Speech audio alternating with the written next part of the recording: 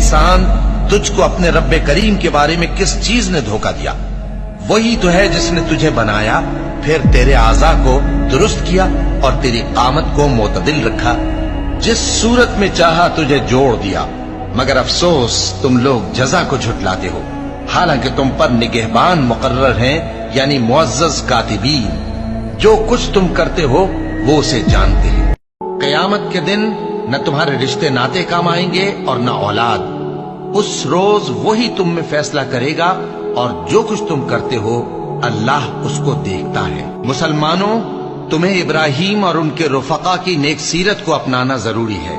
जब उन्होंने अपनी कौम के लोगों से कहा कि हम तुमसे और उन बुतों से जिनको तुम अल्लाह के सिवा पूजते हो बेताल्लुक हैं, हम तुम्हारे माबूदों के कभी कायल नहीं हो सकते, और जब तक तुम एक अल्लाह पर ईमान न लाओ हम में तुम में हमेशा खुल्लम खुल्ला अदावत और दुश्मनी रहेगी। हाँ, इब्राहीम ने अपने बाप से यह जरूर कहा था कि मैं आपके लिए मगफिरत मांगूंगा और मैं अल्लाह के सामने आपके बारे में किसी चीज का कुछ इख्तियार नहीं रखता।